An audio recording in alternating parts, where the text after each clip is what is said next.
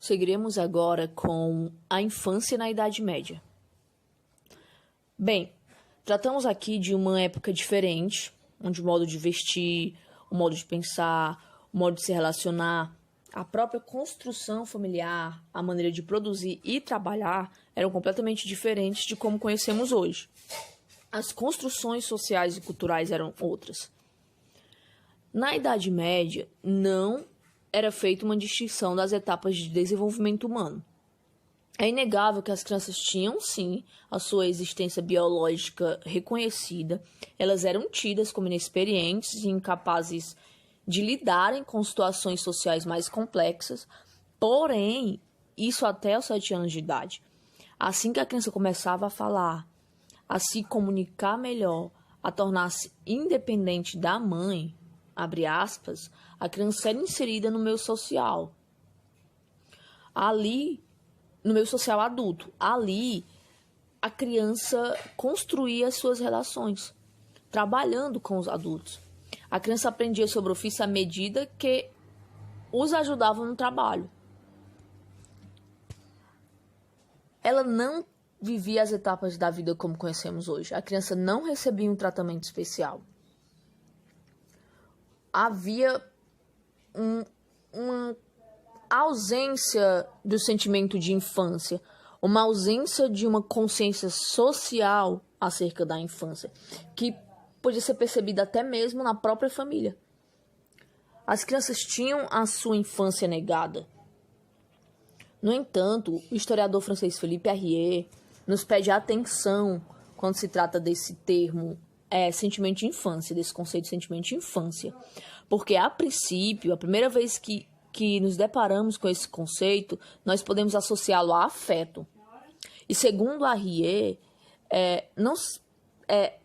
sentimento de infância, essa ausência de sentimento de infância, não significa que as crianças fossem maltratadas ou desprezadas, e sim que, na verdade, essa ausência de sentimento de infância, ela se refere à não existência de um olhar para a criança em sua particularidade, a não distinção entre o ser criança e o ser adulto. Seria a ausência de uma categoria social na qual a criança estivesse inserida e fosse reconhecida como sujeito de direitos esses que o Estado deveria assegurar: direito à saúde, direito à educação, direito à moradia, e isso não existia. É nesse sentido que se fala em infância negada. Segundo Arrier, as crianças eram tratadas como adulto, um adulto em miniatura, elas se vestiam como os adultos, eram tratadas conforme a sua utilidade. Elas eram vistas como seres produtivos e substituíveis. A educação nessa época, ela não se dava na família original. Assim que a criança completava 7 anos de idade, ela era entregue a outra família, fosse de vizinhos ou desconhecidos, que passava então a se encarregar da educação da criança. A educação na Idade Média, ela não tinha o propósito de formação moral e pedagógica. Ela se dava em casa e no trabalho. Era uma educação para ensinar costumes, hábitos, para ensinar a criança a se comportar.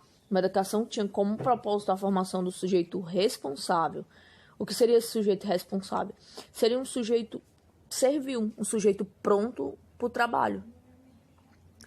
Foi apenas no fim da Idade Média que Arrier capturou um sinal do sentimento de infância, o que ele chamou de paparicação. As crianças eram mimadas, muito mimadas. Eram tratadas como bibelôs. Isso se deu principalmente na elite. E não foi bem visto. Isso não foi bem visto por muitos historiadores e pensadores ao longo do tempo, né?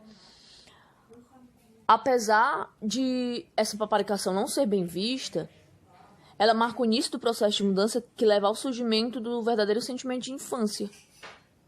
Ou seja, esse conceito de infância não existia na Idade Média. Era uma outra época, uma outra construção social e cultural.